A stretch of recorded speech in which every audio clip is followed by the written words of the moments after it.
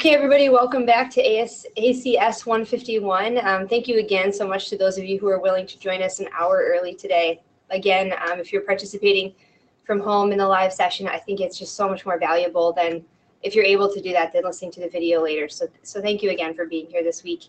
I don't have much for you other than just to, now that we're in the swing of things, just to remind you that the deadlines remain the same. So Wednesdays at 11:59 p.m. is the end of each first part of the week module, and then Sunday nights at 11:59 p.m. is the second deadline each week. Please make sure to pay attention to those deadlines because you only have those 3 late assignments that you can utilize in order to still receive full credit if you do turn something in late. So just be cognizant of that as we're a little more than halfway through the term.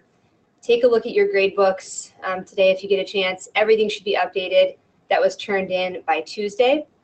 And so you should have a really good idea at this point of exactly what grade you are receiving or will receive in the class as long as you keep up with all of the work. So if you have a grade that you're happy with today, keep doing what you've been doing. We're a little, like I said, a little more than halfway through the term, and I've been really happy with all of the journal entries and the detail that you guys have put into the career research assignments. Today we're going to shift gears a little bit, and we're going to be talking a little bit more about financial fitness. And so I'm not going to continue to talk a whole lot. I'm going to turn it over to our guest speaker for the day. Again, those of you who are online from home, I just want to remind you of a couple of things during the live session that will help. So make sure that you utilize the chat box. If you have any questions that come up while Mark is talking, go ahead and type them in the chat box so that we can come back to them later. Or if you want clarity on something that he says, make sure that you use the chat box to do that so that you don't forget and that we can come back to it when there's time for that kind of thing. If Mark does ask you to participate or to answer some questions, again, make sure that you take some time to think about that and then utilize the chat box to type in your questions or your answers. One last thing, just make sure that your microphones are muted from home, just so that we don't get any of that background noise or interference that might be going on through your microphone on your computer. So that's it for me. I'll come back up just at the very end to close things out, remind you of a couple of deadlines from this unit. But for now, I want to turn it over to Mark Munzenberger, and he's going to be talking to you today about achieving financial fitness. And Mark's coming to us from the University of Michigan Credit Union. So please welcome him, and I'll be back in a little bit. Okay. Thank you, Casey, and good morning to everyone. I hope things are going well. It's been kind of a little rough morning for those that had to actually do some commuting today, but I hope you're in someplace at least warm or safe, and you are, and your Wednesday is off to a good start. So. As Casey mentioned, my name is Mark Munzenberger, and I am with the University of Michigan Credit Union, but I also do a ton of work. My credit union also supports all the work we do here at Washtenaw Community College as well as Eastern Michigan. So I'm kind of all over the place on campus, and it's one of my kind of my most favorite parts of the job is actually getting to spend a little bit of time on campus and kind of hearing from you guys and providing hopefully some helpful information. So as we kind of get started here, this is really where I'm going to focus in terms of our session today, kind of the agenda. We're going to start out with kind of a high-level discussion on, what does it mean, financial wellness? What are the components of that? Then I'm going to give you some best practices in terms of a spending plan and why you should use that. Let's talk through just a few common money mistakes. Just for a little bit of history lesson, I've been doing this type of work for about 15 years now, both more like a public setting, like we are today. I'm doing more of a workshop for a group of people as well as individually. I'm a certified credit counselor and a certified housing counselor, so I've got a lot of experience just working individually with folks. So I'm going to share some common money mistakes that I've seen, and then finally we'll spend the last few minutes together just talking a little bit about credit and credit reports, because there's oftentimes, a little bit of misconceptions about how does credit scoring really work and how does it impact me. So as we really kind of kick things off, if I could just ask you guys, maybe just use the chat box as Casey kind of referenced, my question is, are you financially fit? And to follow up to that is, what are the key factors? And maybe list one or two. When I ask a question like that, are you financially fit? What do you think are the factors that go into that kind of question? So I'm just going to give you 30 or 60 seconds, and I just want you to kind of whatever pops into your head. What are the factors that I use to kind of look at financial fitness when I'm working with somebody? And I'm actually going to pop my glasses on so I can see some of your responses. And don't worry, there are no right or wrong answers. I just want to get your perspective. What are the factors that go into kind of determining or measuring financial fitness?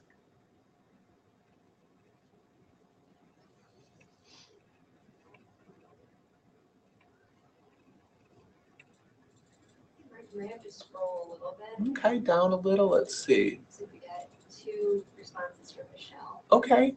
Let's see. Small windows, so. Oh, okay. Yep. Here we go. It's actually, yeah. And yeah, good. Yeah.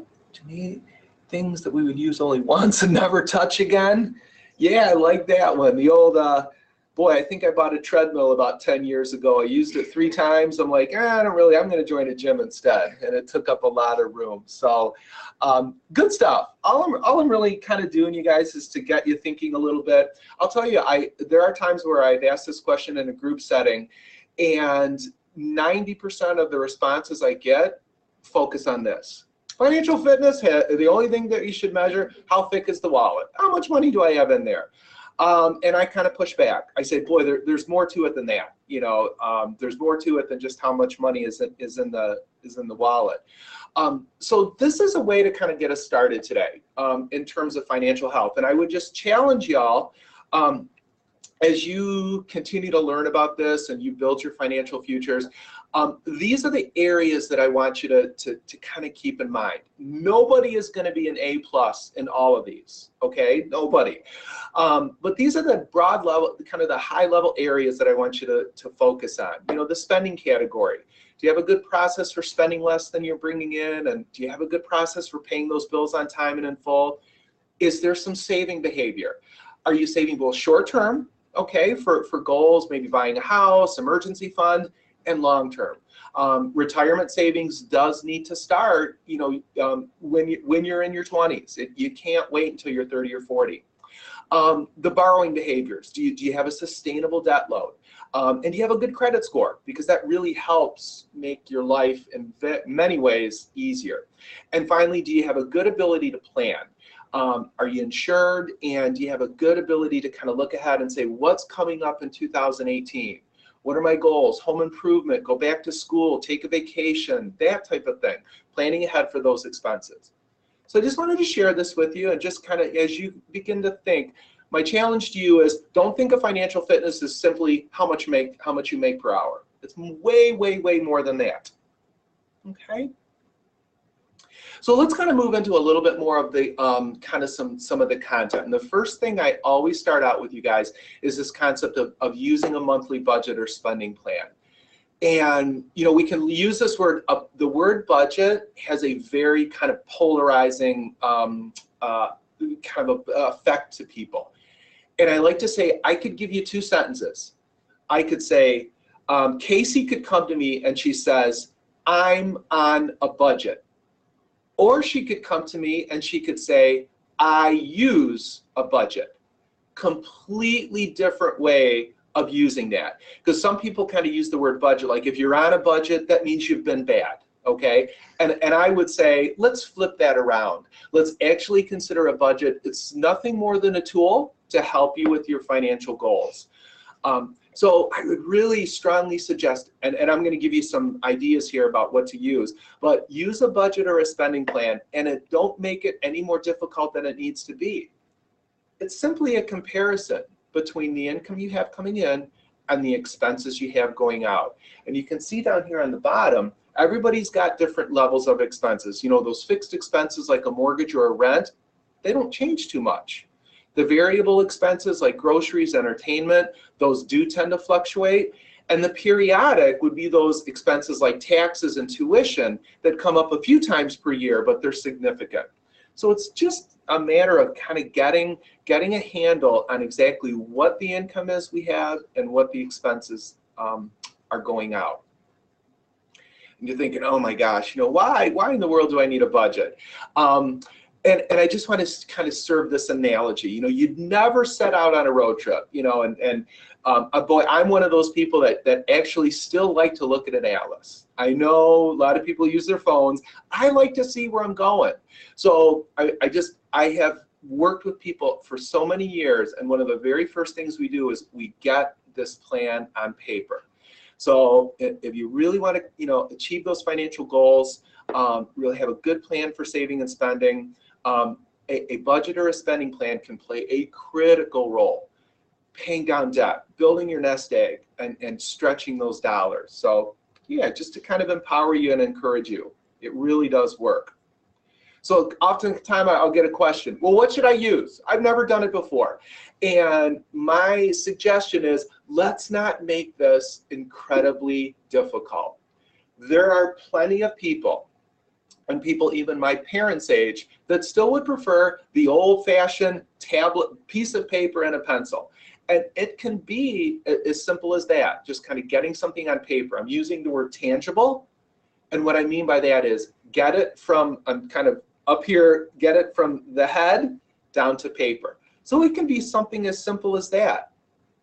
However, I think we all have used Excel before, and there's variety of there's tons of spreadsheets. I have 3 or 4 of them that I use with some of the members I work with. Because with Excel, there's some built-in calculators, and it's very easy to get these numbers in here. So we can compare income and expenses, and we can customize it. So Excel is another great tool. Oh my gosh, I think the last article that I've read, you guys, Mint.com has in the neighborhood of 40 million active users.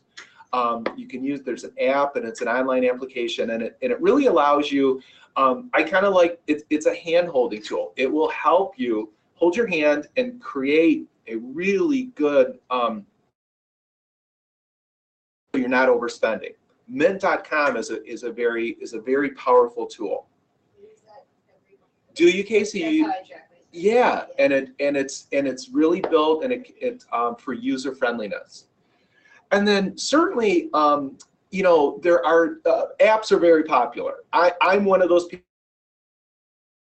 I see football, but that's about it. But I have gotten so much good feedback, especially from some of my younger members and people I work with, that here are some very, very popular budgeting apps right now. You Need a Budget is probably standing out far and away the most popular. It is. I think it's free for the first 30 to 60 days, and then I want to say it's $5 or $6 a month. And most of the people that use it have kind of turned around and said, because I'm using this, I feel like I've actually saved, anywhere from $200 to $300 a month, because there's no spending leaks. I don't wake up in the morning thinking, gosh, where is all my money going? So take advantage of some of these apps that are out there. Level Money, Wally, and MyVelopes are a couple others. But if you're looking for one suggestion, one recommendation for me, where should I start? Try with You Need a Budget if you are comfortable with apps. One of the things that is a little more challenging for college students as opposed to somebody like me, I get paid every 2 weeks, sort of kind of normal in the work world.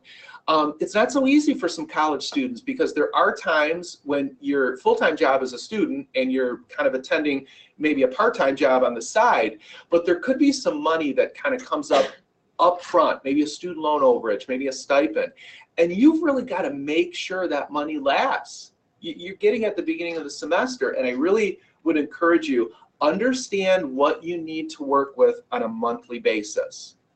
I don't want you to be like this, okay? And I do have some college students that get that student loan early in the semester, and it's gone 8 weeks later, because they don't do a good job kind of really understanding how many months do I need to make this last.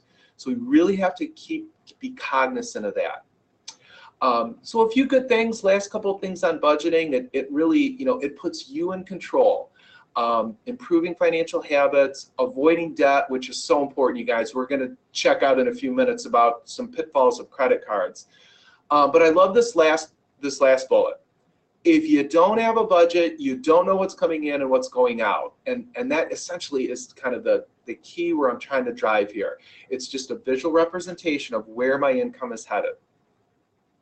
So if I were to kind of give you a very easy blueprint, number one, we need to know what is our monthly net income.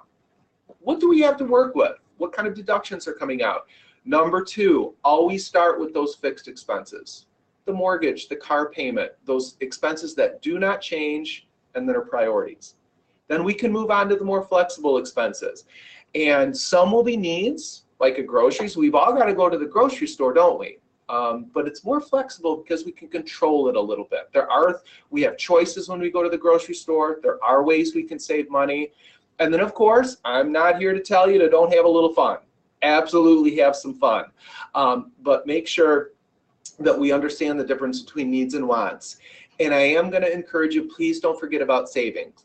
I am going to revisit that in a few minutes, but that should be part of your budget is at least a certain percentage into savings. And for those that are just starting out, the goal should be a balanced budget. If we have a surplus, tremendous.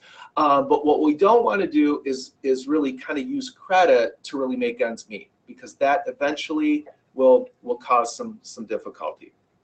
So I want to pause for 20 or 30 seconds. Are there any questions or feedback on this quick section on just kind of money management and budgeting?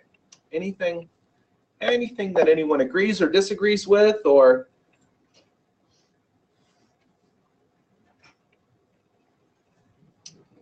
Okay. Yeah. Well, good. And is it? I'm just going to pronounce Genesis. Yeah. I'm just going to say. Yeah, that is good. Okay, so let's go ahead and kind of keep on moving a little bit. This is a pie chart here that I hope you find helpful, because one of the very common questions I get is, yeah, we've got a budget, but I'm not sure if we're overspending or underspending in different categories. And you guys, please understand that this is a general tool.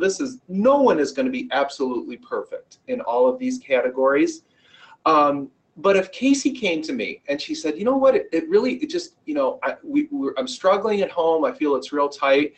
And I was talking to her and I said, Casey, what's the net income? How much do you have to work with? And she said, well, it's about $3,000 a month. And I said, well, share with me how much the mortgage payment is. And she said, well, it's about $1,700.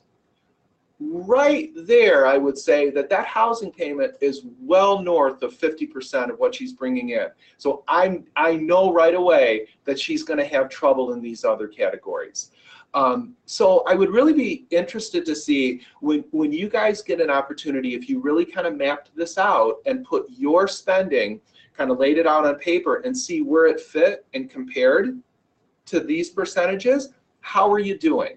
I totally get, you guys, that it's not going to be a perfect fit. Here's an example. My daughter lives in New York City. She lives in Queens and she's got her own place. She spends about 42 to 43% on housing. It's a lot. However, her transportation expense is about 6 or 7%. Because she doesn't have a car. She buys a subway ticket once a month. So her situation is a little bit different, and yours will be too. But just make sure that you're not really too far off in some of these categories. Okay. So here's kind of a golden rule. Certainly needs before wants. And I know we all kind of makes sense to us, but we're humans and we do struggle with this sometimes. So really kind of ask yourself, take 30 seconds before you press the submit button on Amazon. Is this a need or a want? Because it really, it tends to add up if you're spending a lot of money on wants. So let's keep on moving. What are some common money mistakes that trip us up? I promise you don't have to raise your hand and tell me that you've made these, but I'm just going to share with you just a few kind of fun but serious money mistakes that I've kind of seen.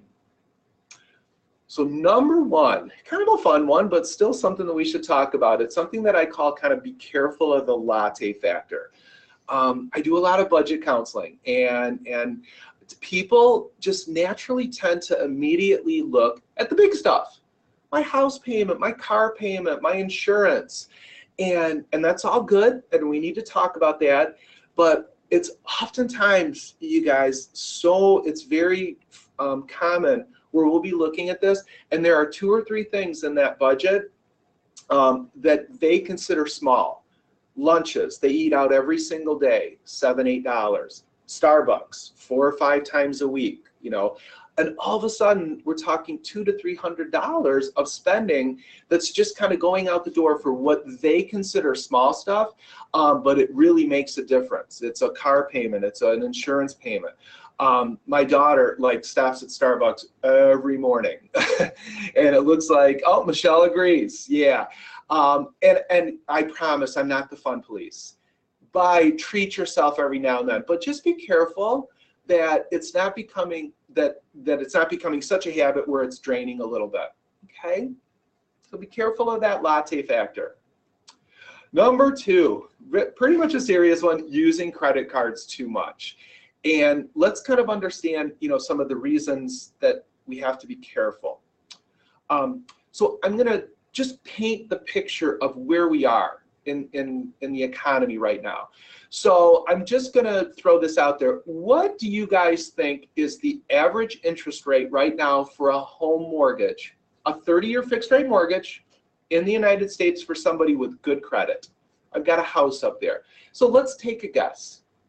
I'll give you guys a few minutes and just type a number. It's greater than 0 and it's less than 100. So what's the interest rate now for a mortgage?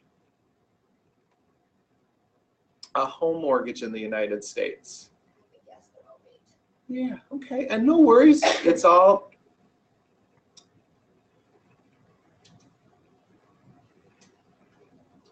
And this example will, yeah, and it looks like, Michelle, maybe about 9%, and I think, is that Michelle said about 3, did I see?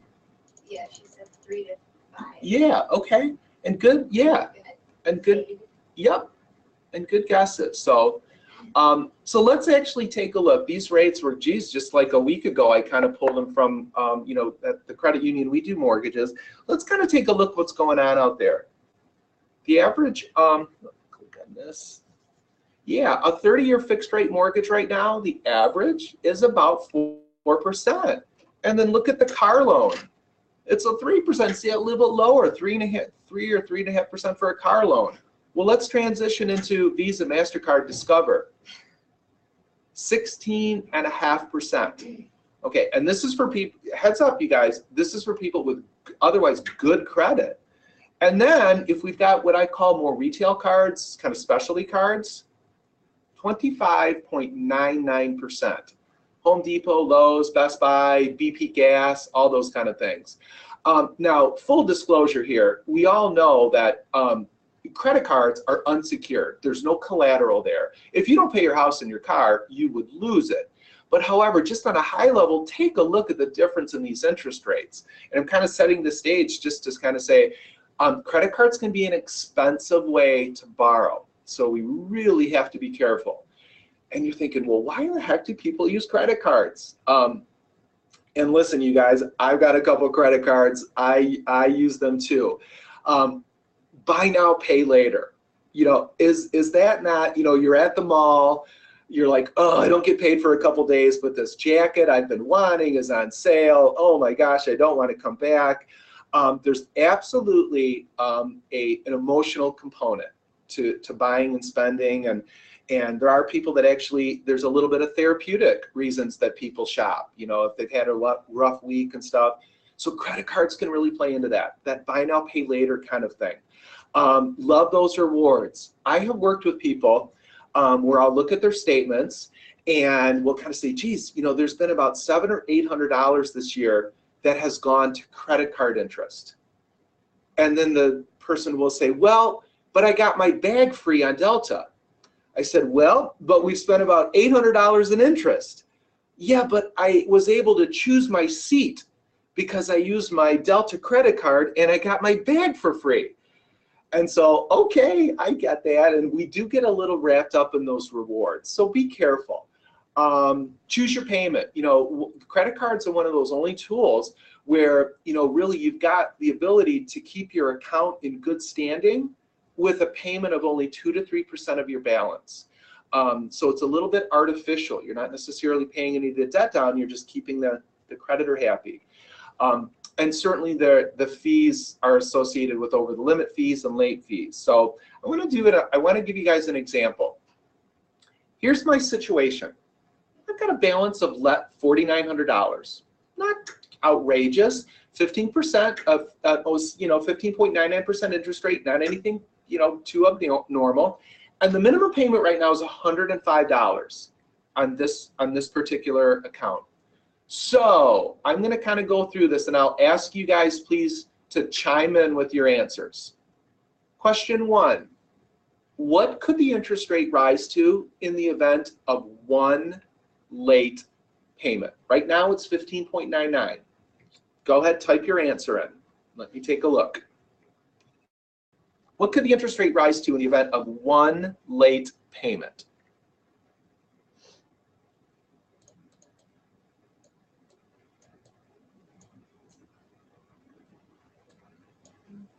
Yeah, just scroll down there. Mm-hmm.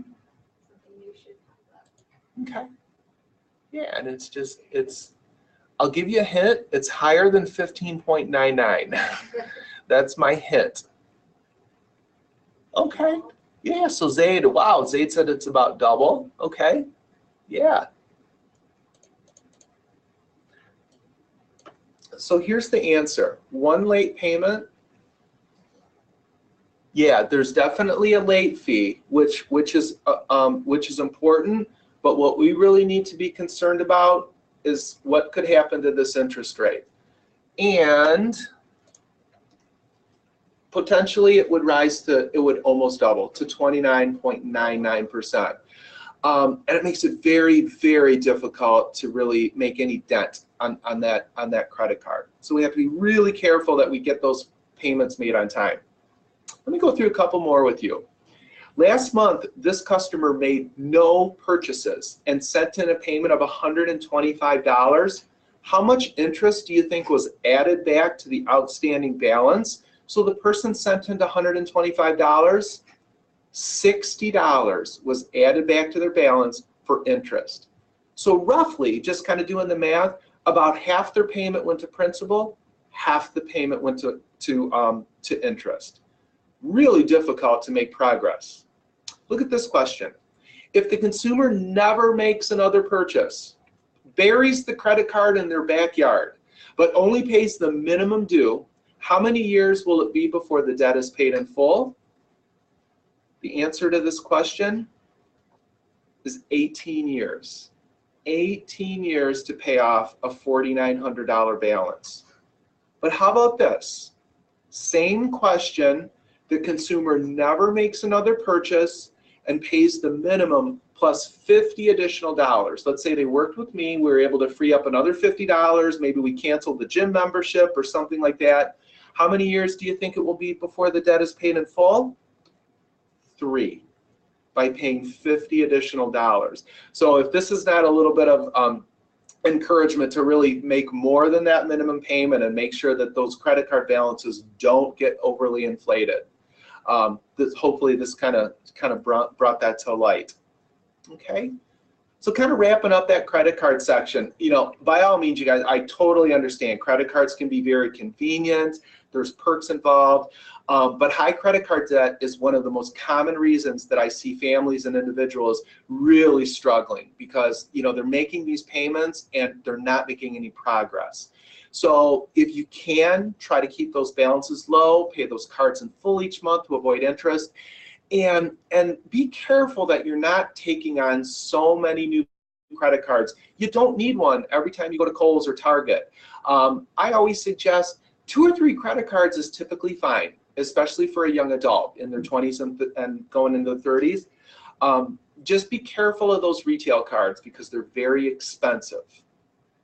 All right, good stuff. Good job on that one. So I've got a couple more. Not saving. Boy, look at this slide. This is kind of a really good, we're talking about the piggy bank here. I really want to kind of drop this mindset in there, how important it is to create a good savings behavior. There's a quote, and I think you're going to recognize this name that I put up there. Quote says, "Do not save what is left after spending, but spend what is left after saving." And somebody that has done pretty well for himself actually made this comment, and I think you'll probably recognize that picture that I put up there. He's done pretty well. So it's really kind of this, this concept, and I want to really emphasize it: pay yourself first. And kind of people say, why do we save? And I love this first sentence, because no one on this session today can accurately predict the future. We won't know. We don't know what life is in front of us. So it's one thing we can control. We can prepare ourselves. We can prepare ourselves for retirement and college and vacations and home improvements. Savings puts us in control and provides a safety net. So I would absolutely encourage you, don't think of savings in just one bucket. I would strongly encourage you, maybe whether it's now or it's a couple years down the road, I really would encourage you to set up 3 savings buckets. Number 1, we need an emergency fund. Baby step is $1,000. Ideally, I'd like about 3 months of living expenses in that emergency fund. And you don't touch that unless it's truly an emergency, a job loss, a medical issue. Number 2, retirement. I'm going to show you a slide in a minute, and you're going to say, wow, I need to start thinking about my retirement earlier than later. And number 3, a living life fund. And what I mean by that is, for those type of things like, hey, I want to get a new car this fall. I want to go on vacation. I want to do some home improvement.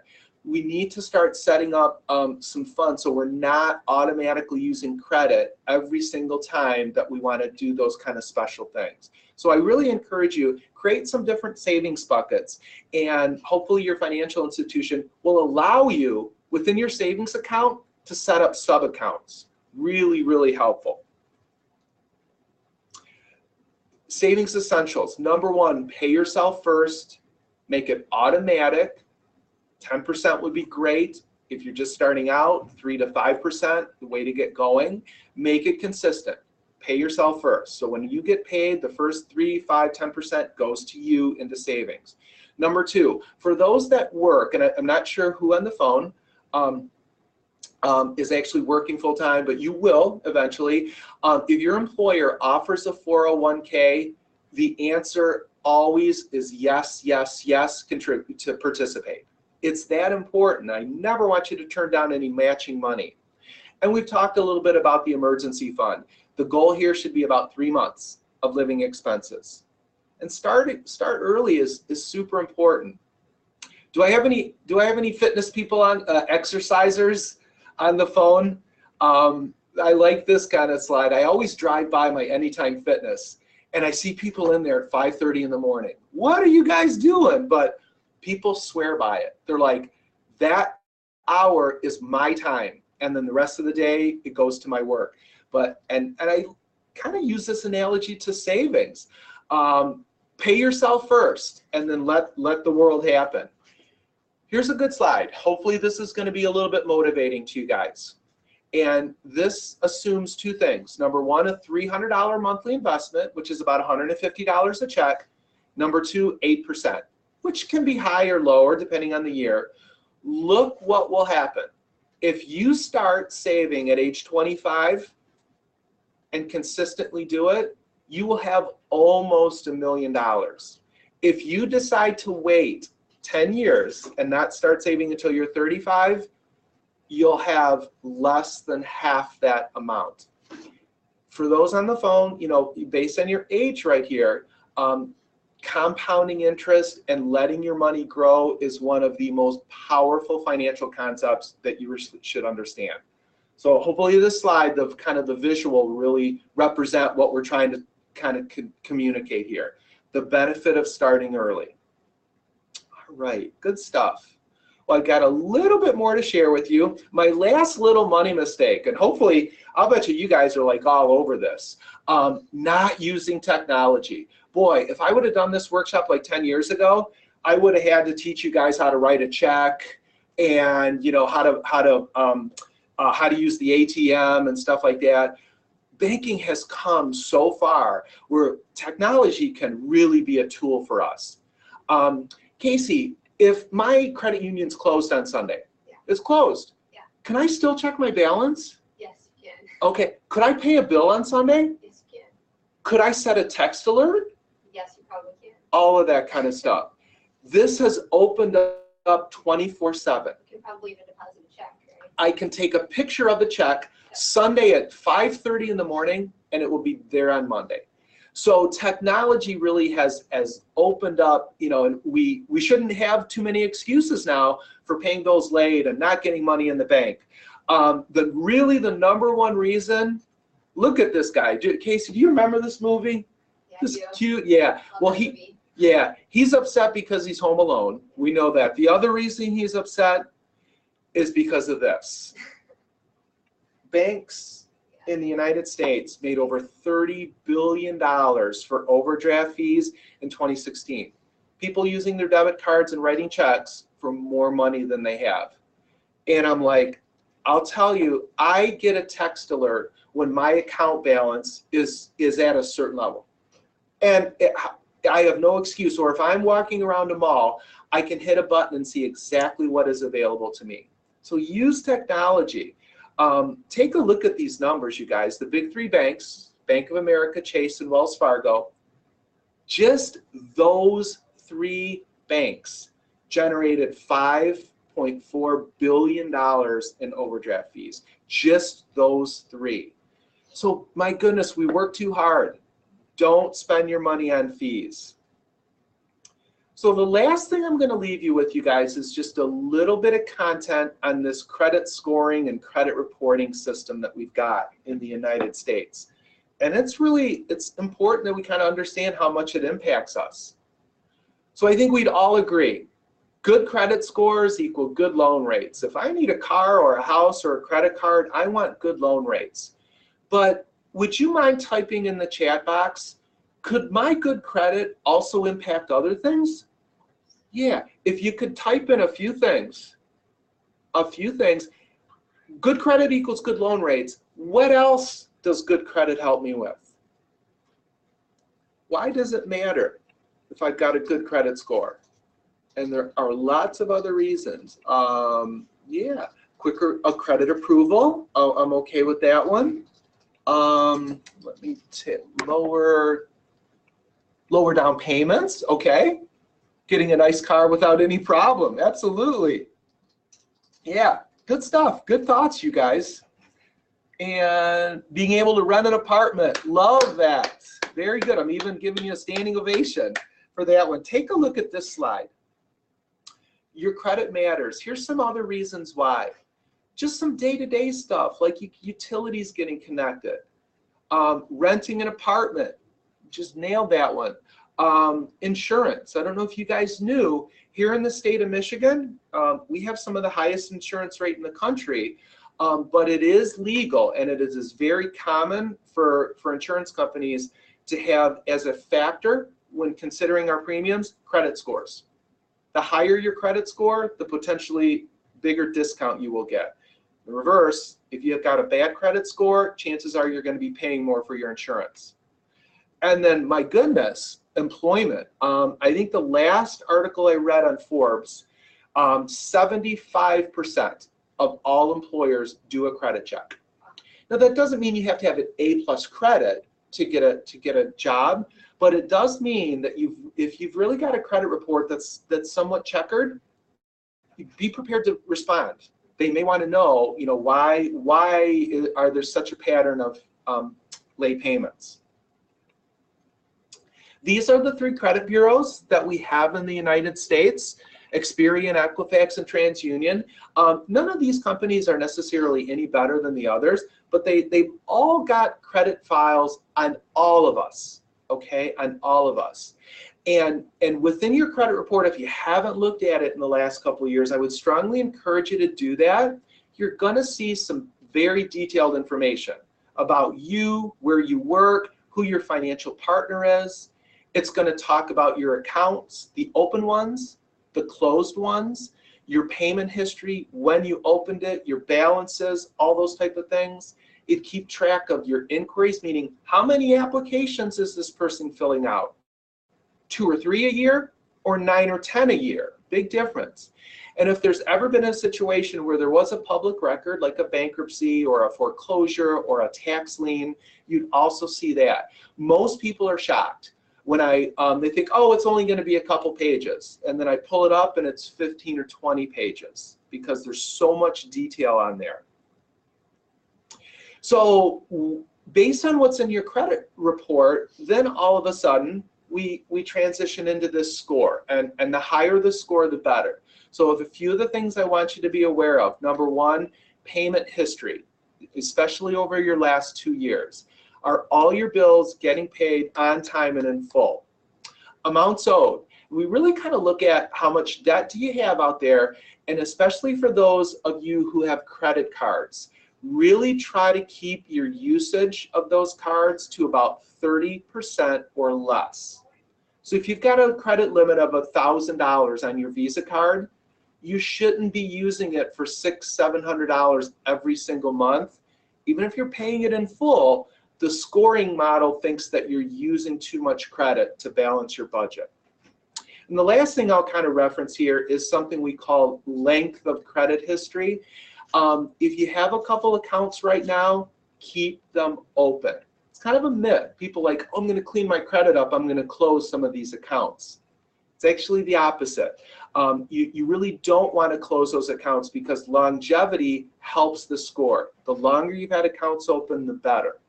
So this is an important slide here to understand, kind of what goes into my credit score. And here's where we want to be. We want to be in the green, don't we?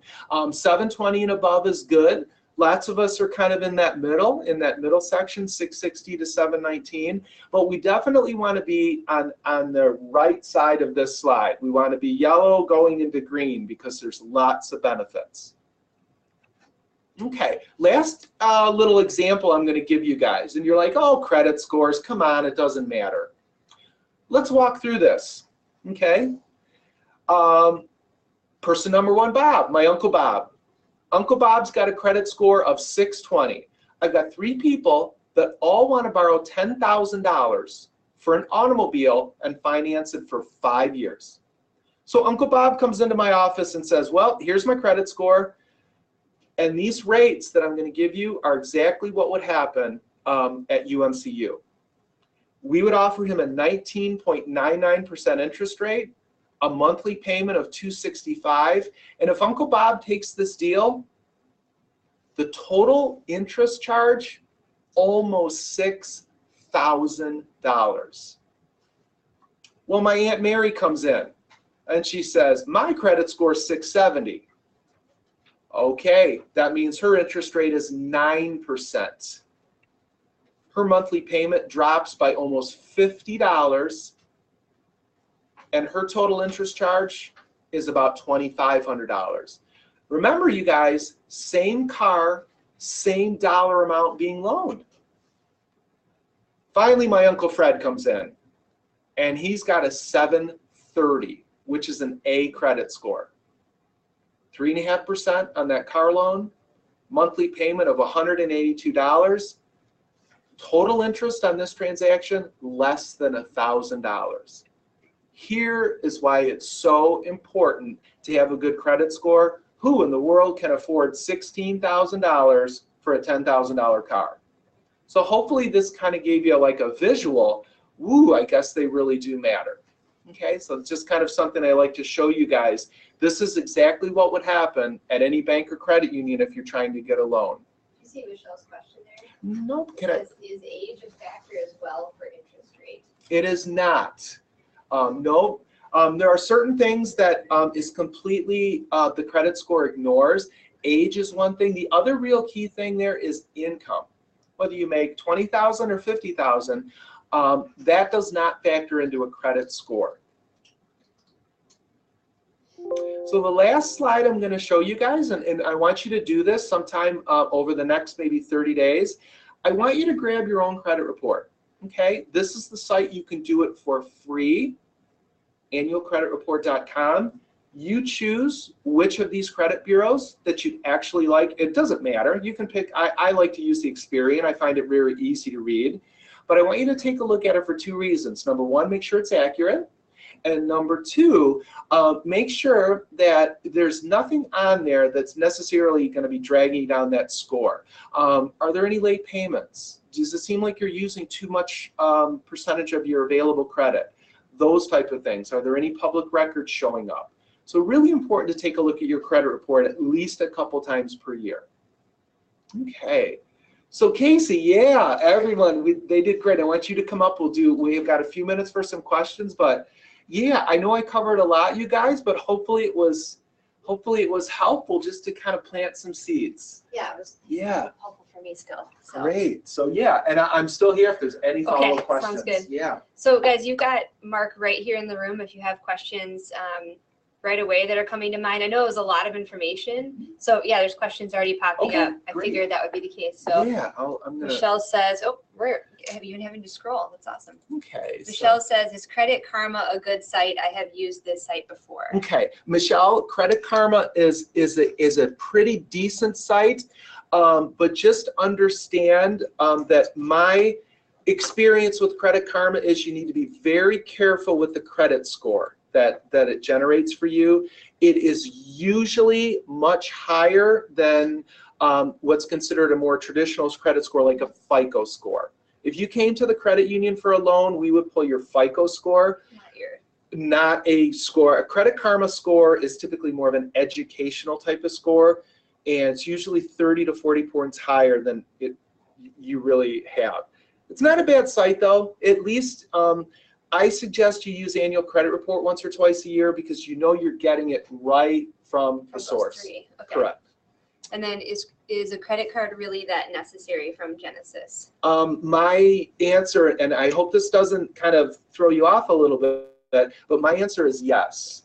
I do suggest using a credit card responsibly is one of the best ways for a young adult and adults to build a good credit history. I am not suggesting that you need to use a credit card for hundreds and hundreds of dollars each month, but having a few credit cards, using them responsibly for a tank of gas and stuff like that, it is a tremendous way to build credit.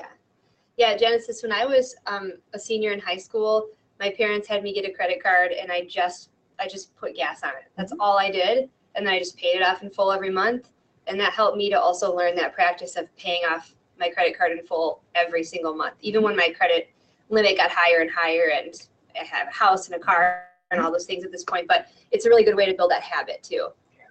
And in the event that she ever wants a car loan or there needs to be something you have to look credit. at. Have to. So Miranda says, does checking your credit score every time affect your credit? Does it affect your credit? Absolutely, it does not. Thank you for asking that. Yeah, so many people, I hear that all the time. Oh, I heard it's bad to pull your own credit report. The only time that you will ever see just a slight little tick in your credit score is when you actually apply for a loan. So that's why every time you go to the mall, you do not need the 5% off the shirt for the new credit card. Pull your own credit report score anytime, no impact. Genesis wants to know if it's okay to only have one credit card. Honestly, I would suggest that you have two. If you only have one, the score is only going to be only has that one card to look at. My suggestion is two, because in the event that one card gets maxed out or something, you don't have a lot of leeway if you only have one.